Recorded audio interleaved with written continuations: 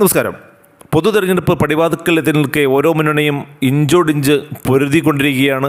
ഓരോ മുന്നണിയും അവരുടെ പോരാട്ടവീര്യം മുഴുവനും പുറത്തെടുത്ത് പൊരുതുന്നത് നിലനിൽപ്പിനായുള്ള ഒരു പോരാട്ടമാണ് നടക്കുന്നത് എന്നതുകൊണ്ട് തന്നെയാണ്.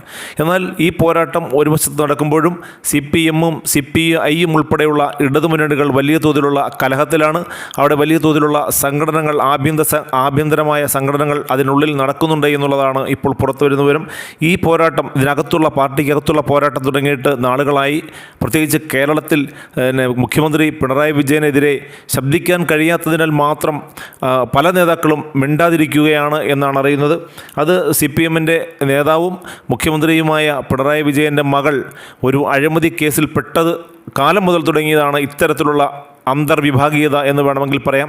വീണ വിജയൻ ഒരു മാസപ്പടി വിവാദവുമായി ബന്ധപ്പെട്ട കേസിലാണ് ഇപ്പോൾ SFIO എന്ന കേന്ദ്ര ഏജൻസിയുടെ അന്വേഷണത്തിൻ്റെ നിഴലിലായിരിക്കുന്നത്. ഏത് നിമിഷവും അറസ്റ്റ് ചെയ്യപ്പെടാവുന്ന തരത്തിലേക്ക് ഈ ഒരു അഴിമതി കേസ് മാറിയിട്ടുണ്ട്. അതുകൊണ്ട് തന്നെ ഇപ്പോൾ ഇലക്ഷനിൽ CPM പല വിട്ടുവീഴ്ചകൾക്കും തയ്യാറാകുന്നു എന്ന തരത്തിലുള്ള വാദങ്ങളും അത്തരത്തിലുള്ള വാർത്തകളും വന്നുകൊണ്ടിരിക്കുകയാണ്. അതായത് BJP-യുമായി സഖ്യം ചേർന്നുകൊണ്ടുള്ള ഒരു പോക്കാണ് ഇപ്പോൾ നടത്തിക്കൊണ്ടിരിക്കുന്നത് CPM എന്നുള്ള തരത്തിലുള്ള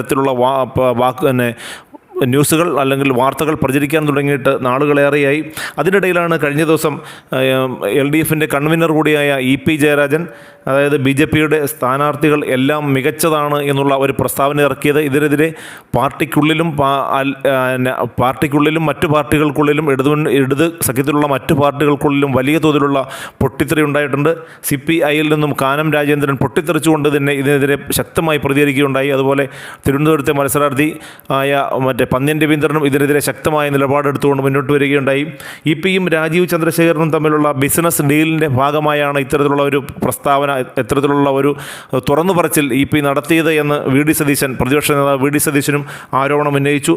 എന്നാൽ മുഖ്യമന്ത്രിക്ക് വേണ്ടിയുള്ള നാവായിട്ടാണ് ഇപ്പോൾ EP ജയരാജൻ പ്രവർത്തിച്ചു കൊണ്ടിരിക്കുന്നത് എന്നും പല ഭാഗങ്ങളിൽ നിന്നുമുള്ള പ്രസ്താവനകൾ പല ഭാഗത്തു നിന്നും ഇത്തരത്തിലുള്ള വാർത്തകൾ പുറത്തു വരുന്നുണ്ട്. അത്തരത്തിൽ ആദ്യമായി പ്രതികരിച്ചത് പ്രതിപക്ഷ നേതാവ് VD സതീശൻ തന്നെയാണ്. എന്തായാലും ഇത്തരം കേസുകൾ ഒരുപോലെ മുന്നണിയെ ഒതുക്കിക്കൊണ്ടിരിക്കുമ്പോഴും ഇന്ത്യ മുന്നണി സഖ്യത്തിനകത്തും വലിയ തോതിലുള്ള പ്രശ്നങ്ങൾ ഉണ്ടായിട്ടുണ്ട് എന്ന് വേണമെങ്കിൽ കരുതാം. അതായത് കോൺഗ്രസിലെ ലീഡർമാർ തന്നെ കേരളത്തിൽ മത്സരിക്കുന്നു എന്നതാണ് അതിനെതിരെയുള്ള ശക്തമായ വികാരത്തിലേക്ക് വരാനുള്ള പ്രധാന കാരണം.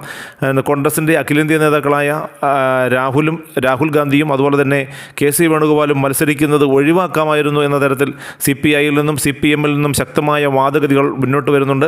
അതുകൊണ്ട് തന്നെ കഴിഞ്ഞ ദിവസം ജോഡോ യാത്രയുടെ സമാപനമായി ഇന്ത്യ മുന്നണിയുടെ റാലിയിൽ നിന്നും CPM-ഉം CPI-യും വിട്ടുനിന്നിരുന്നു. ഇനിയും ഇത്തരത്തിലുള്ള ഒരു അകൽച്ച മുന്നോട്ട് ഉണ്ടാകുമെന്ന് തന്നെയാണ് പ്രതീക്ഷിക്കുന്നത്. ഇത്തരത്തിൽ വലിയ തോതിലുള്ള വിള്ളലുകൾ മുന്നണിക്കകത്തും, അതായത് ഇന്ത്യ മുന്നണിയിലും പാർട്ടികൾക്കകത്തും ഇടതു പാർട്ടികൾക്കകത്തുമൊക്കെ ഉണ്ടായിട്ടുണ്ട്. ഇത് തെരഞ്ഞെടുപ്പിനെ എങ്ങനെയാകും സ്വാധീനിക്കുക എന്ന തരത്തിലുള്ള ഒരു വലിയ തലവേദന ഇപ്പോൾ പാർട്ടിക്കും മുന്നണിക്കും അതുപോലെ തന്നെ CPM-നും CPI-ക്കും ഒക്കെ ഉണ്ട്. ഇപ്പോൾ തന്നെ CPI ദേശീയ പാർട്ടി അംഗീകാരം നഷ്ടപ്പെട്ട ഒരു പാർട്ടിയെ നിലനിൽക്കുകയാണ്. CPM-നും ഇതേ ഗതി പോയാൽ ദേശീയ അംഗീകാരം നഷ്ടപ്പെടും എന്ന അവസ്ഥയിലിരിക്കുകയാണ് ഇത്തരത്തിലുള്ള കൂട്ടത്തല്ലുകൾ CPM-ലും CPI-ലും നടക്കുന്നത് എന്ന കാര്യവും ശ്രദ്ധിക്കേണ്ടതുണ്ട് എന്ന് നേതാക്കൾ തന്നെ പറയുന്നു.